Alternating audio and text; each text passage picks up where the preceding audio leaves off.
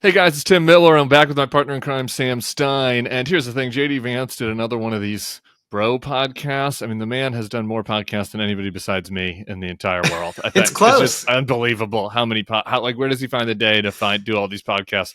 But he was on with this comedian, Tim Dillon, who some of you may know. If you don't, you're probably not going to like him anyway. So no worries. But there was a clip that I saw on Twitter about it that just really pissed me off. And as a result, Sam watched the rest of the interview. So all I've seen is this Twitter clip. Sam has watched the whole thing. So I want to watch the one thing I've seen, and then I want to interview Sam about what happened throughout the rest of the video. So let's watch JD Vance talking about how London isn't feeling English anymore. This is sort of what globalization does, right? Is and this is what I really worry about. Is like London doesn't feel fully English to me anymore. No. Right?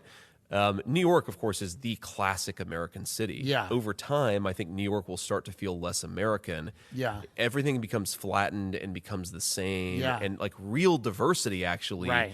is like I'd kind of like to go to a different place and have it be different. You want Paris to be Paris. Exactly. Yeah. And not have it all just feel the same. Right. Right. That is, I think, a diversity that I can get behind.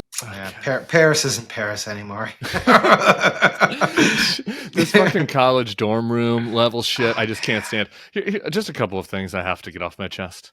Okay, number one, JD Vance, as you know, because he wrote a memoir about himself, grew up poor in Appalachia-ish. Yeah. Appalachia Don't tell adjacent. Jim Swift will get on our case if we call it Appalachia. It's not Appalachia adjacent. Adjacent. Okay. So he's my age. You know, he then went to an Ivy League school and then got a bunch of money from his sugar daddy. So eventually he probably went to London, but like not until he was in his 20s. So like what the fuck does he know about how London should feel, whether it should feel English? Like you didn't like you went to London for the first time in like 2006 probably. Like what the fuck are you talking about? So that gets on my nerves. You have no idea what you're talking about. You're just shooting out your ass. Number two, on a more serious thing, like his kid's name is Vivek and his wife is Indian. And it's just like, how is that going to look? Like there are a lot of Indians in London. I looked at the stats. In 1981, London was 3% Indian. Now it's about 7% people of Indian heritage.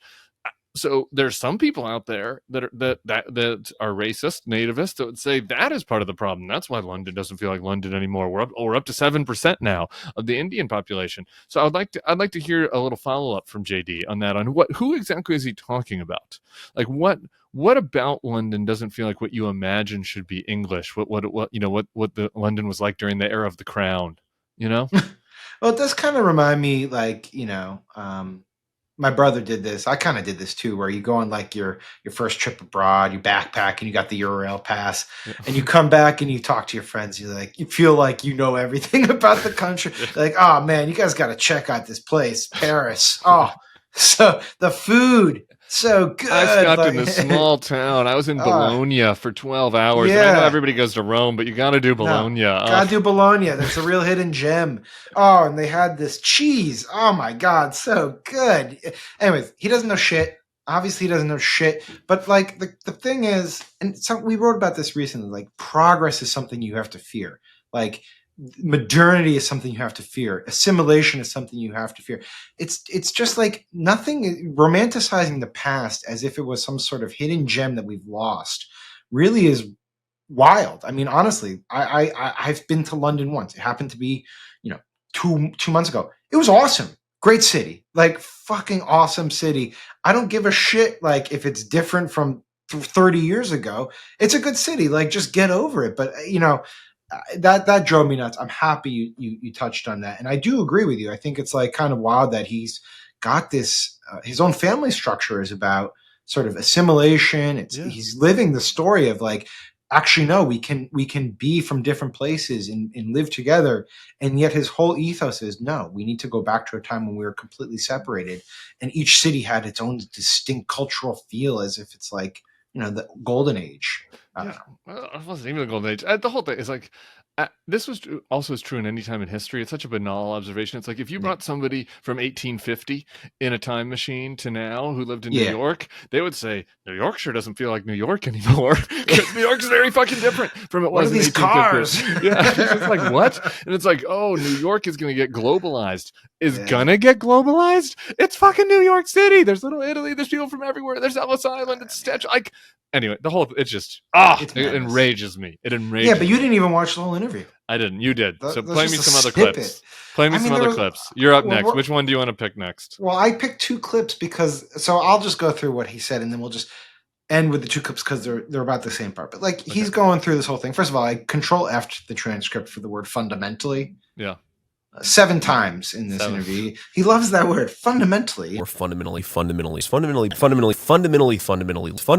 long was the interview? Give me a little context. Hour and 20 minutes, but that was with a couple of ad reads in it. Okay. I think he's just like, he's got this, his thing is he has a very sort of basic understanding of the world, but he presents it in this kind of lofty rhetoric. And so, he takes these global problems and he kind of distills it into something very simplistic. And so on a substantive level, it's kind of interesting. He was talking about the conflict in Gaza and the U.S. relationship with Israel. And he made some point where I was thinking if a Democrat had ever said this, they would have been killed. But he's like, sometimes the U.S. and Israel's interests do not overlap, and we will not be, backing Israel if that's the case. And he pointed specifically to engagement with Iran. He's like, we're not going to get into a war with Iran. And I just feel like if that word was to come out of Biden or Harris's mouth, it would have been problematic. Secondly, as he talked specifically about the situation in Gaza, he's like, look, the administration is at fault for the amount of suffering by Palestinians in Gaza. Now, I couldn't tell. I put it out like it seemed like he was going at the administration from the left. Some people point out, no, he's just saying they should have unleashed hell earlier and ended it quickly. We'll see. But what really got my goat, and we'll play the first clip here, is he was just pretty nasty about Kamala Harris. And I'm not trying to be like overly defensive. Like you can poke fun at your rivals. That's fine. I don't give a shit. But he started talking about her laugh. And so let's play the first clip and I'll let you react to that. Okay. Am I going to clutch my pearls?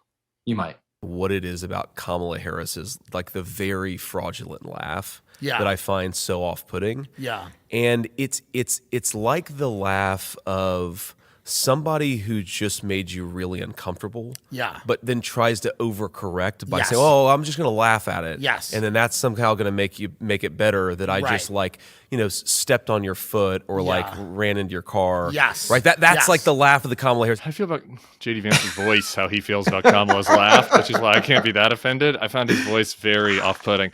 The thing, interesting. Why do they do this though? Like, I'm not trying to be pro-clutchy about it, but like, what is it? Like, every female candidate that runs, they have a problem with her laugh. Yeah, I think it's misogyny. The interesting thing to me about this clip you've chosen for me is Tim Dillon going, yeah, like he's making this like this point that it's not at all trenchant or interesting. He's like, her laugh is kind of like the laugh of somebody who just stepped on your foot. And he's like, yeah. It's like, is it? Is that what her laugh is like? I don't know. Like, it wasn't. I mean, sure, you can criticize Kamala Harris in ways that are very insightful or whatever that would make me go like, oh yeah, that's a good point. Like she does do that. This isn't that. It's just he's just making sexist jokes about her. That's it. Yeah, no. That's it. It's just base level college freshman base level stuff. That's it. It's like the college. You're sitting around. You're a little high. Yeah. You've taken a rip from the bong. Yeah. And you're like, oh man, her laugh. Oh, it's brutal. Just brutal laugh. And then I was just like sitting there, I'm like, man, this guy's going to be vice president? Like, yeah, probably. There's one more clip. Not probably. Don't do that to our viewers. Maybe. Possibly. Let's play the second clip. It's the same as the first, but just gives you a sense of JD. I met Kamala Harris once. I honestly don't know. Yeah, if she's fine. There's too much of a school marm thing going on. Yeah, I just don't know. I don't think Yeah. that would necessarily. Yeah. What do you mean? What's the school marm? School marm. I had to look that up. It's like, what is a school marm? It's kind of like somebody that like a disciplinarian. Yeah, somebody that's like. It's a school. The definition: a woman who is a school teacher, especially in a rural or small town school. Yeah, but that makes you follow the rules it's the one She's teacher. a buzzkill. Yeah. It's the one teacher you had in third grade that never lets you, have any fun. I think the strategic thing here is they're trying to make it seem like she's just not cool to hang out with. It's funny because the setup for that school mom line was that they all agreed that hanging out with Hunter Biden would be dope. You know who's fun? Yeah. I bet it's fun. And I like this is a rare moment of Walls? bipartisanship. No. Okay. Hunter Biden. Well, of course. I would, with all due respect to you, I would vote for him over anyone in the race. That you just do a lot of drugs and kind of laugh at fun stuff, and that'd be fun.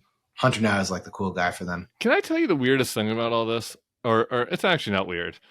My insight, you can see if you agree with my dorm room insight on JVL, you can start going, yeah, like Tim Dillon did. Yeah. But here's the thing, because I watched also his interview with my buddy Theo Vaughn, who is a different bro podcaster, and Theo during the interview was talking about how you can't even do cocaine anymore in this country because there's too much fentanyl in there, and JD's like, yeah, that is tough. Tough stuff. You can't even do cocaine in this country anymore, you know?